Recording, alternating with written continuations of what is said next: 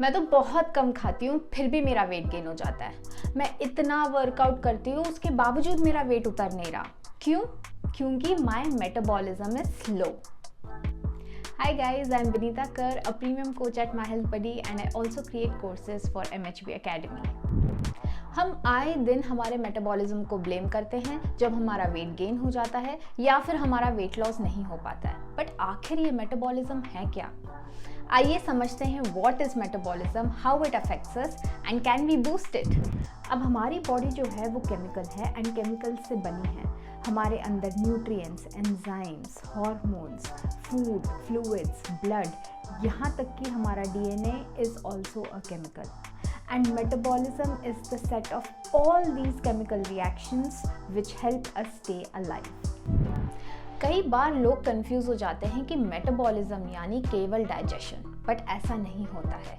Any and every chemical reaction जो हमारे body में चल रही है for our survival is metabolism. जैसे कि हमारे बॉडी के टेम्परेचर को स्टेडी रखना, break down of fat tissue for energy production, हमारे वेट लिफ्टिंग के टाइम पे एनर्जी का प्रोड्यूस होना, हमारा हार्ट का बीट करना, हमारा सांस लेना and in fact production of new cells, everything comes under metabolism.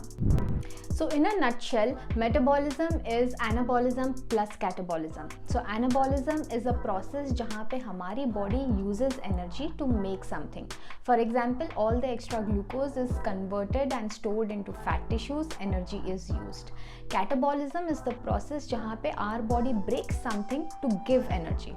For example, the glucose molecule is broken down into 2 pyruvate molecules and energy.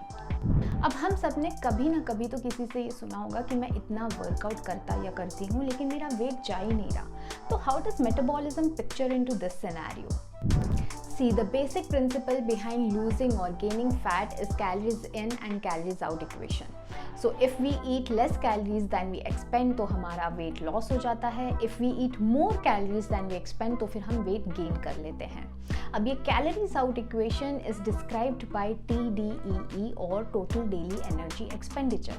It is the total amount of calories burnt while doing any and every possible physical activity either voluntarily or involuntarily. And इसके 4 parts होते हैं। Basal metabolic rate or BMR is the total amount of calories burnt when you are in a fasted and rested state. मतलब आपने दिन भर कुछ नहीं किया, आप सिर्फ सोफे पे पड़े हुए हो और कुछ भी नहीं खाया है, तो भी आपकी बॉडी को एनर्जी लगता है for its basic survival functions जैसे कि breathing, blood circulation, breakdown of fat tissues and production of new cells. And BMR is the biggest component of the calories burnt. NEAT or non-exercise activity thermogenesis is the calories burnt while you are say blinking or fiddling or tapping with your feet या फिर lift खराब है इसलिए सीढ़ियों से ऊपर जाना पड़ा। And we can be more active and this helps our metabolic rate go up and break fat tissues for energy. TEF और thermic effect of food is the calories burnt while digestion of food. जी हाँ, खाने से energy extract करने के लिए भी हमें energy लगती है। And TEF of protein is the highest eight 25% and that of fat is the lowest. Some foods like chili and pepper can also temporarily spike our metabolic rate.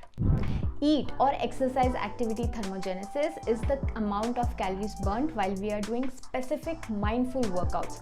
And अगर ये workouts help करती हैं to build or preserve muscles, तो our metabolic rate can go up slightly. अब हम जब भी कुछ ऐसा करते हैं जिससे हमारी metabolic rate ऊपर जा सकती है, our body has high chances कि वो fat break down करे for energy.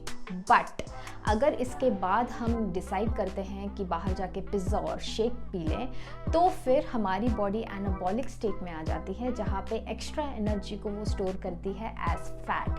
And this is why a lot of people don't see any progress when they are working out because their diet is highly off the charts. So if I have to conclude then some of the ways जिससे हम metabolic rate थोड़ा up कर सकते हैं are move more, चलिए फिरिए, dance करिए, whatever helps you. Build more muscles. Add protein and veggies to your diet and spice it up. And work out to preserve your muscle mass. Always remember, fat loss is governed by calories in and calories out. Hope this helps.